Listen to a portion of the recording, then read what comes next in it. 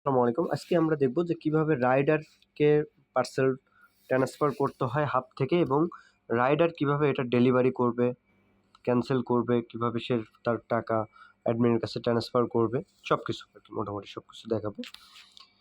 তো এটা হচ্ছে আমাদের একটা হাব প্যানেল। এখান থেকে আমরা যেকোনো একটা পার্সেলকে আমরা একটা রাইডারের কাছে দিয়ে দিই। এখান থেকে সেন্ড লিস্ট থেকে আমাদের রাইডার সিলেক্ট করব। করে এখান থেকে আমরা একটা রাইডারকে দিয়ে দিব।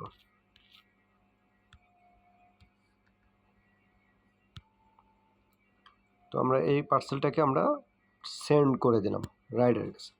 পার্সেলটা রাইডারের কাছে চলে গেছে। এখন আমরা রাইডার প্যানেলে যেয়ে দেখবো যে কী অবস্থা। তো দেখেন এটা হচ্ছে একটা রাইডার প্যানেল। এখানে আসার পরে সেমভাবে আপনাকে এখানে স্ক্যান করে আপনি চাইলে আপনি যে কোনো পার্সেলকে আপনি আপনার রিসিভ করে নিতে পারবেন স্ক্যান কোড ধরে। যেহেতু এই পার্সেলটা যেটা আমরা স্ক্যান করলাম এটাই আপনার রিসিভ লিস্টে নাই, যার জন্য এটা অটোমেটিক্যালি আপনি রিসিভ করতে পারেন নাই। যদি এটা রিসিভ লিস্টে থাকতো অবশ্যই অটোমেটিক্যালি আপনি এটা রিসিভ করতে পারতেন। তো এটা আপনি কি করবেন, এটা আপনি স্ক্যান করে রিসিভ করতে পারেন অথবা এখান থেকে ধরে আপনি এখান থেকে পিক আপ করতে পারেন। এবার এই পার্সেলটা চলে আসলো। এবার কাজ হচ্ছে আপনার এখানে এটা হচ্ছে মার্ক। এখানে আপনি যে নোটটা লিখবেন ট্র্যাকিংয়ে সেই নোটটা দেখাবে। এখান থেকে আপনি চাইলে ডেলিভারি করার সময় এই যে নম্বরে আপনি ডেলিভারি করতে চাচ্ছেন এই নম্বরে একটা ওটিপি যাবে। এই যে পার্সেলটা যার তার এখানে একটা ওটিপি চলে যাবে। ওটিপিটা এখানে বসাই দিয়ে আপনাকে ভেরিফাই করে এটাকে ডেলিভারি করবেন এবং এখানে আপনি নোট লিখে দেবেন যে এটা ডেলিভারি হয়েছে বা অমুক সময় ডেলিভারি হয়েছে, যেটা হোক একটা ভালো একটা নোট এখানে দিয়ে দিতে পারেন।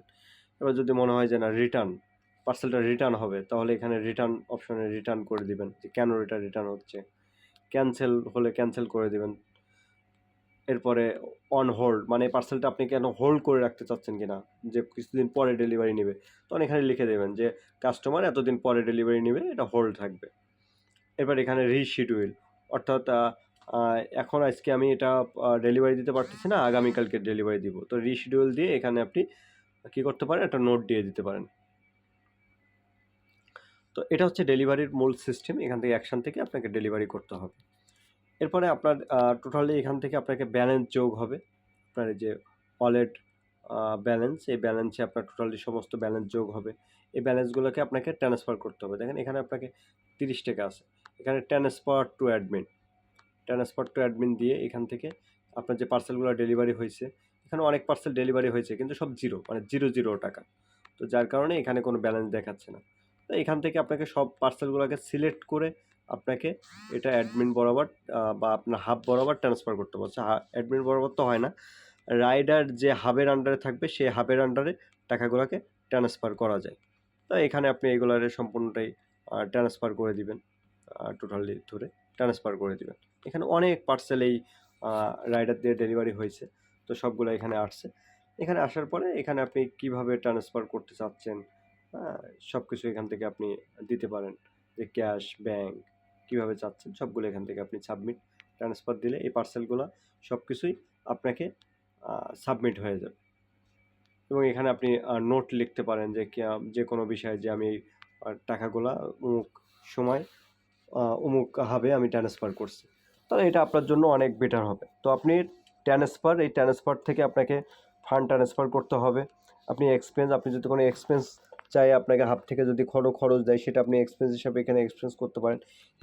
এই হিস্টোরি থেকে আপনি দেখতে পারবেন যে আপনি কত টাকা এই পর্যন্ত অ্যাডমিনকে ট্রান্সফার করছেন এবং কোন পার্সেলের আন্ডার থেকে কত টাকা আপনি ট্রান্সফার করছেন, সব ডিটেলস আপনি এখান থেকে দেখতে পাবেন।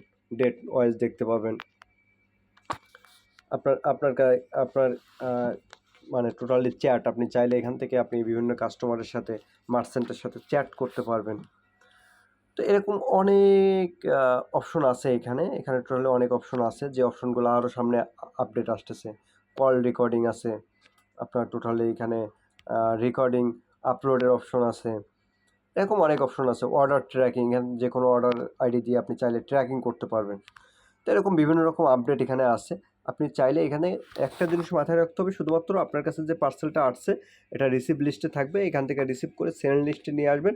সেন্ড লিস্ট থেকে এটা আপনাকে ডেলিভারি করে আপনার টাকাটাকে আপনার হাবে ট্রান্সফার করে দিতে হবে এবং আপনার যে কমিশন থাকবে সেটা আপনি মাস শেষে আপনি আপনার হাব থেকে ট্রান্সফার করে নিতে পারবেন।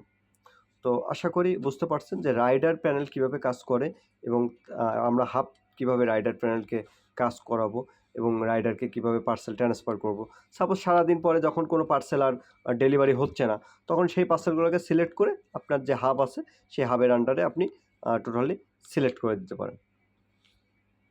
যে পার্সেলগুলো আজকে আমি ডেলিভারি করতে পারিনি, এই পার্সেলগুলো আমি সব আবার হাবে জমা দিয়ে দিলাম, আবার সকালে এসে পার্সেলগুলো আপনি নিয়ে নিতে পারেন। এটা হচ্ছে একটা শর্টস এবং সহজ সিস্টেম। তো রাইডার প্যানেল আশা করি বুঝতে পারছেন। এরপর আমরা নেক্সট ভিডিওতে আমরা মার্চেন্ট প্যানেল দেখাবো যে কীভাবে মার্চেন্ট প্যানেল থেকে কাজ করতে হয় A to Z। আশা করি কোনো কিছু বুঝতে না পারলে অবশ্যই কমেন্ট করবেন। সবাই ভালো থাকবেন আশা করি, ইনশাল্লাহ।